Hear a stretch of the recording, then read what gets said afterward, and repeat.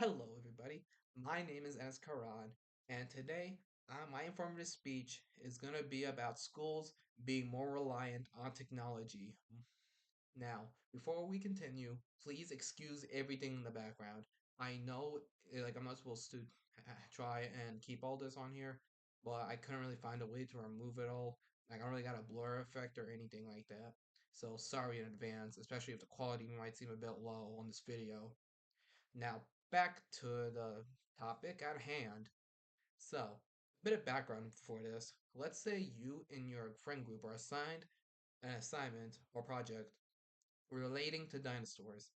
Now, there was no web browser, no nothing at that time, and your friend group now have to go to the library and research any book that talks about the dinosaurs. Now, you might find something, but it might not be enough. But that's all you had, and that's all you had to work with. Only for a couple years later, Google launches, revolutionizing everything. And pretty much that's pretty much how everything kept evolving later, so on and so forth. Until 2020 came in, and we all know what happened there. COVID, online. That pretty much after COVID, everything just almost became computer centric. But is that really a good thing? I'm gonna be going over that. I'm gonna be going over the pros and the cons between having schools using more technology. Now, first off, to start off on a more positive note, we're gonna be going over eight positives. Yeah, eight positives. Positive number one, it reduces paper waste. This one's pretty self-explanatory. A bunch of paper is always being used. With using more technology, you can help reduce it. Nice. Now, positive, positive number two, personalized learning. You and your friend group are given an assignment online, and let's say you have a week to do it. You can spend however much time you want on it. As long as you get it done in a week, it's good. Unlike with a paper assignment, you might have to just do it in the classroom and be done with it. Positive number three, making open communication lines.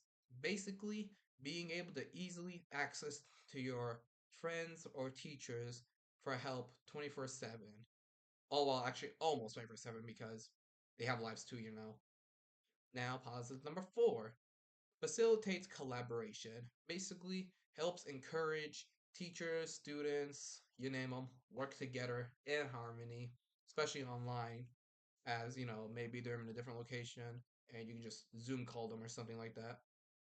And now, positive number five, ensures full participation. As students, when they're on a laptop, they only have that task at hand to work on, and they would hopefully want to finish it as well. Now, number six, eliminates the need of carrying multiple textbooks. Long gone are the days of carrying so much stuff on your back. Hopefully, the most you have to carry is like a laptop, and that's it.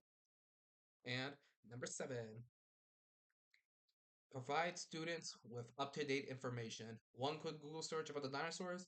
Here's everything you need to know about them. Just a big old list. And lastly, number eight. Fake that, keep us on it up. Eight. It helps teach students how to use technology early on. As in this day and age, technology's been evolving more and more. So teaching students how they work could be very helpful to them. On that note, however, we now get over to negatives. Now, same thing as positives. There are going to be eight negatives. Negative number one, where it limits physical presentation. Basically, students who over rely on themselves on technology would probably be more like insecure, present themselves in front of other students and teachers. So, which wasn't really a good thing. Like, imagine showing yourself off, but like you'd be nervous basically to do so. Negative number two, easier for students to cheat. This one's also pretty self-explanatory. Like just open up a new tab and just look up the answer.